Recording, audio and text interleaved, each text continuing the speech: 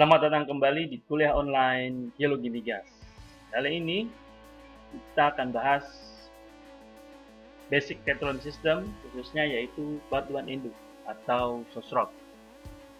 Dua pokok bahasan yaitu petroleum system dan batuan induk. Yang pertama, petroleum system. Apa itu petroleum system? Petroleum system yaitu elemen dan proses yang harus terpenuhi dan saling berkaitan erat untuk terbentuknya hingga terakumulasinya minyak dan gas bumi. Petroleum system ini adalah kunci sukses dalam eksplorasi migas. Eksplorasi migas dipastikan akan gagal jika ada salah satu elemen atau prosesnya yang tidak terpenuhi. Petroleum system terbagi dalam dua kelompok, yaitu konvensional dan unkonvensional atau non-konvensional. Dalam eksplorasi migas, petroleum system konvensional lebih dahulu digunakan dibanding unkonvensional. Perbedaannya, petroleum system konvensional mencari migas di tempat akumulasinya, sedangkan petroleum system unkonvensional mencari migas di tempat terbentuknya. Petroleum system konvensional terdiri dari 4 elemen dan 3 proses, yaitu elemen batuan induk atau sosrok merupakan batuan sebagai tempat memasak atau konversi bahan material organik menjadi minyak dan gas bumi. Selanjutnya, batuan reservoir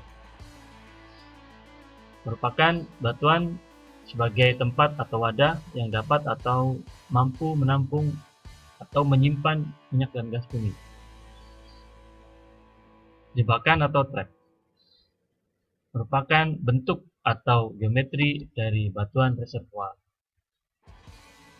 Nomor 4, batuan penutup atau seal rock, yaitu batuan yang dapat atau mampu menyekat atau menghalangi migrasi minyak dan gas bumi ke tempat yang lainnya. Selanjutnya yaitu proses. Yang pertama, kematangan batuan atau sosrok maturity, yaitu batuan induk yang harus matang atau mature. Tingkat kematangan batuan induk akan menentukan jenis hidrokarbon yang dihasilkan.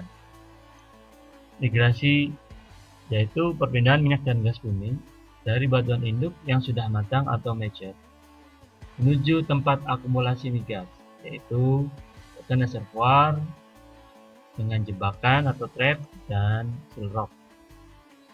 Selanjutnya timing, waktu yang dilalui dan urutan waktu pembentukan harus cukup dan tepat antara pembentukan dan kematangan batuan induk, pembentukan tempat akumulasi migas, dan timing pada saat migrasi.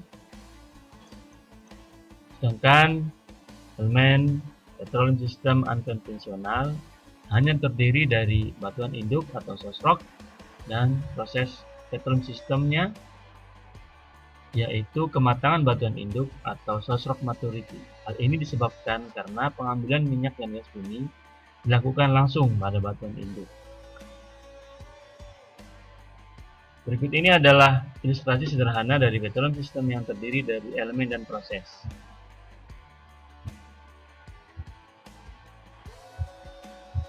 Contoh vertical drilling atau sumur vertikal merupakan sumur untuk mencari migas secara konvensional. Tempat akumulasi migas yaitu batuan reservoir dengan jebakan atau trap dan batuan penutup atau seal rock. Sedangkan directional drilling atau sumur miring berarah ini adalah contoh penguburan untuk mencari migas secara unkonvensional di tempat pembentukan migas yaitu batuan induk. Selanjutnya kita akan membahas elemen petroleum system yang pertama dan yang paling utama, yaitu batuan induk atau sosrok. Batuan induk atau sosrok adalah batuan yang mampu menghasilkan atau generate dan mengeluarkan atau expel minyak dan gas bumi. Jadi ciri batuan induk yaitu kaya material organik atau organic material richness yang biasanya terdapat pada batuan sedimen berbutir halus atau fine grain. Batuan induk juga disebut kitchen atau dapur, tempat konversi dari material organik menjadi minyak dan gas bumi. Batuan induk menurut ahli geokimia Waples dalam bukunya yang terbitkan tahun 1985 halaman 93 jelaskan bahwa batuan induk terdiri dari 3 kategori. Yang pertama, efektif source rock, sudah menghasilkan dan mengeluarkan hidrokarbon. Kemudian possible source rock, kemungkinan bisa menghasilkan dan mengeluarkan hidrokarbon. Lalu potential source rock, belum matang atau belum bisa menghasilkan dan mengeluarkan hidrokarbon.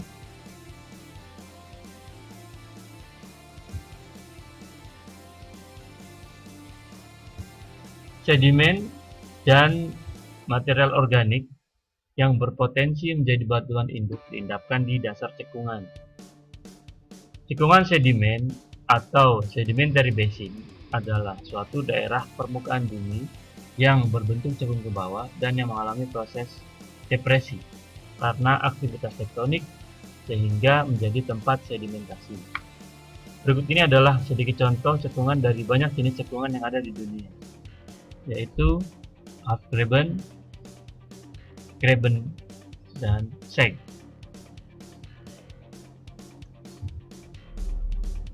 Selanjutnya kita akan membahas pembentukan migas. Berikut ini skema atau ilustrasinya.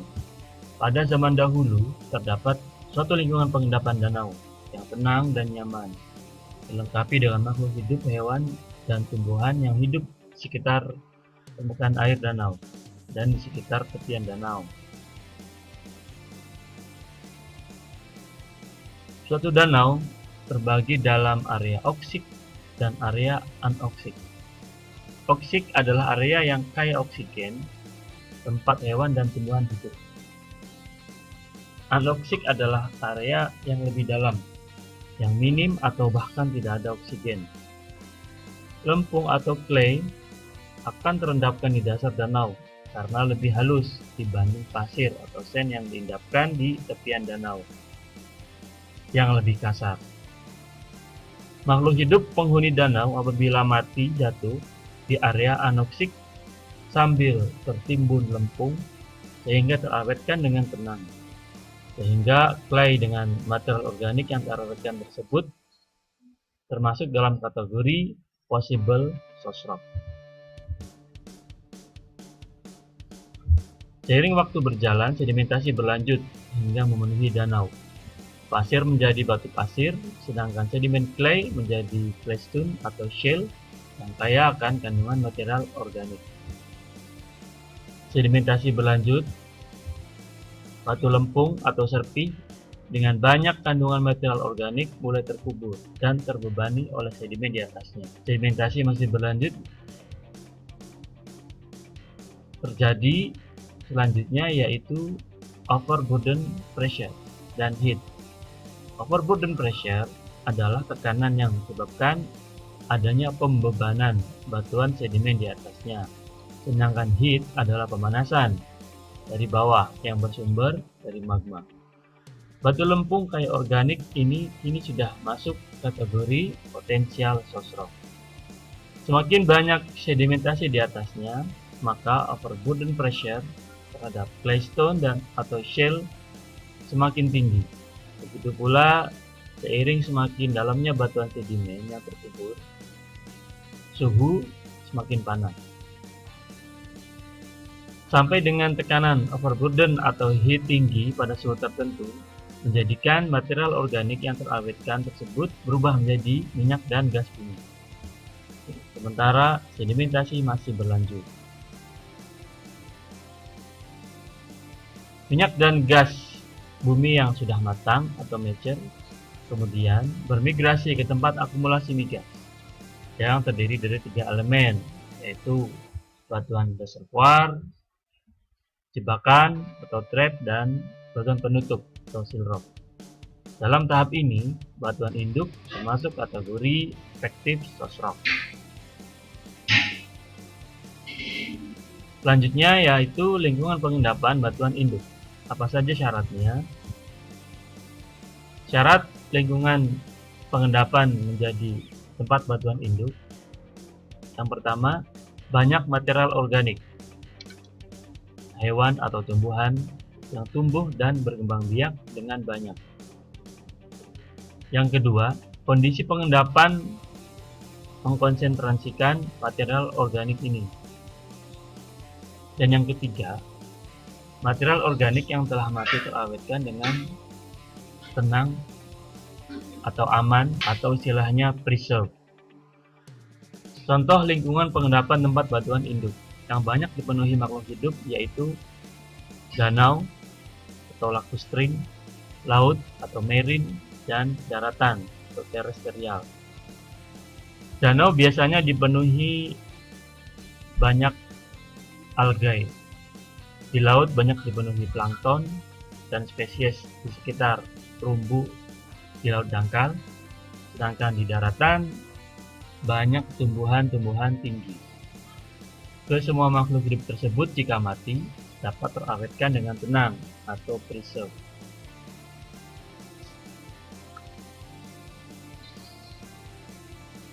Selanjutnya, di lingkungan pengendapan bagian induk, apa saja litologinya? Litologi atau jenis batuan yang berpotensi menjadi batuan induk yang tertinggi atau terbanyak di dunia yaitu sepi atau batu lempung, claystone. Peringkat berikutnya yaitu batu gamping atau limestone, dan selanjutnya yaitu batu bara. Selanjutnya, bagaimana nasib material organik yang sudah mati dan terawetkan dengan tenang dalam batuan induk? Batuan sedimen akan terdiri dari banyak mineral dan sedikit material organik. Material organik akan terdiri dari 90% kerogen dan 10% bitumina. Menurut Abraham tahun 1945 dalam Kusuma Dinata tahun 1980 halaman 21, bitumina adalah hidrokarbon yang tidak larut dalam karbon disulfida. Bitumina terdiri dari cair dan padat. Bitumina cair minyak bumi, bitumina padat yaitu lilin dan aspal yang mudah melumer, dan aspaltit sukar melumer. Sedangkan kerogen adalah material organik yang terkandung dalam batuan sedimen yang tidak larut saat sedimen menjadi batuan sedimen atau litifikasi. Berikut ini contoh batuan serpih yang gelap menunjukkan kaya akan kerogen. Kerogen terdiri dari beberapa tipe yang dibedakan berdasarkan sumber material organik, lingkungan pengendapan, dan tipe migas yang dihasilkan. Tipe 1. Sumber material dominan alga, lingkungan pengendapan lakustrine atau lake, dan secara dominan menghasilkan minyak. Tipe 2. Sumber material dominan plankton dan sedikit alga laut, lingkungan pengendapan laut atau marine, dangkal atau dalam, dan menghasilkan minyak dan gas secara rata. Tipe 3. Sumber material dominan tumbuhan tinggi, lingkungan pengendapan daratan atau terestrial, dan secara dominan menghasilkan gas. Tipe 4. Sumber material teroksidasi, lingkungan pengendapan bervariasi, tapi umumnya daratan atau terestrial dan tidak menghasilkan minyak dan gas, biasanya menghasilkan batu bara. Selanjutnya, setelah mati dan terkubur dalam sedimen, material organik yaitu kerogen bertransformasi atau berevolusi. Transformasi material organik atau kerogen dalam batuan sedimen terbagi dalam 3 tahap. Yang pertama diagenesis, kemudian patagenesis, dan tahap terakhir metagenesis. Berikut ini adalah gambarnya. Tahap yang pertama yaitu diagenesis. Sedimentasi hingga permulaan kompaksi sedimen menjadi batuan sedimen atau proses litifikasi yang terjadi pada ratusan meter, terkadang ribuan meter. Pada tahap ini masih terdapat organisme anaerob menghasilkan oksigen yang dikonsumsi oleh organisme aerob di dekat permukaan air. Pada kasus tertentu, menghasilkan biogenic gas.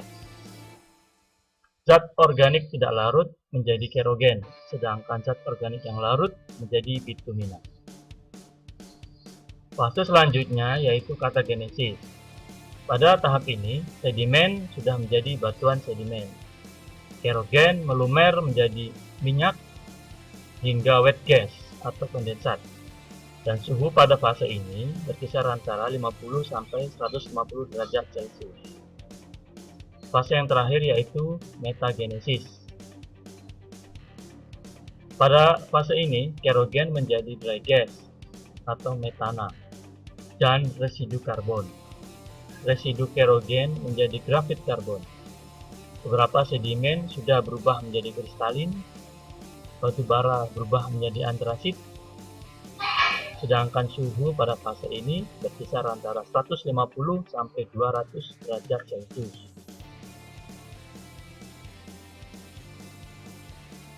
Selanjutnya adalah penentuan kualitas batuan induk.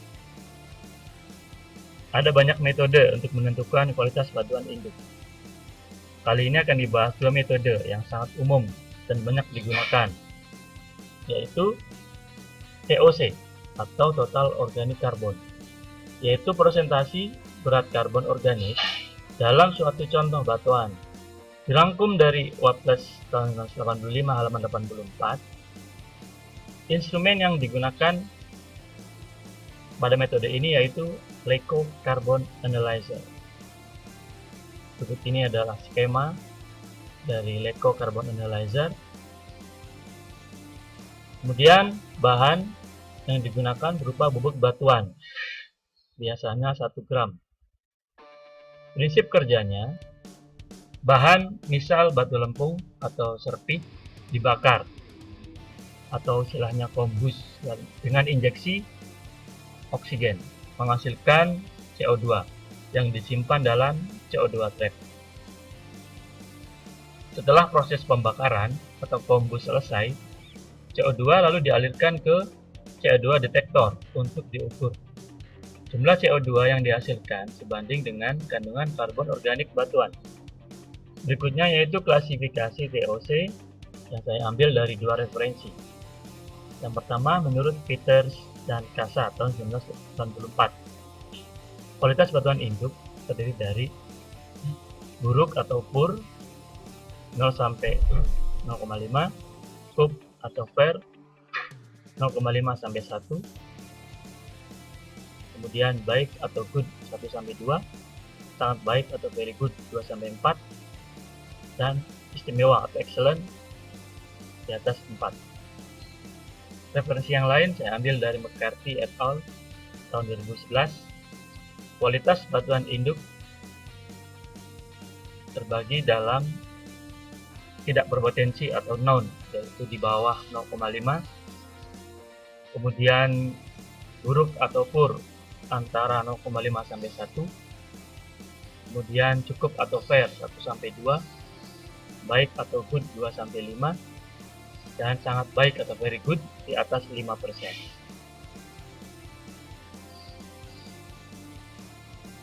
Selanjutnya adalah penentuan kualitas batuan induk dengan metode LOM atau Level of Organic Maturity, yaitu tingkatan kematangan batuan induk berdasarkan suhu tertentu dan lama waktu terkena suhu. Level kematangan batuan induk yaitu immature atau belum matang, mature, matang, dan 3 overmature, telah matang.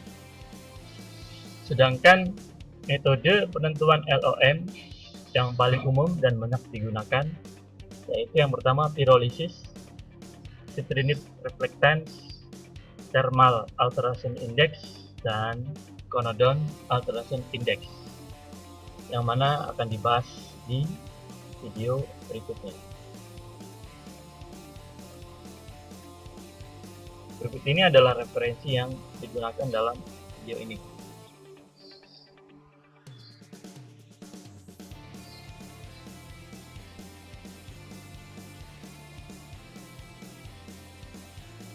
Demikian, terima kasih dan semoga bermanfaat.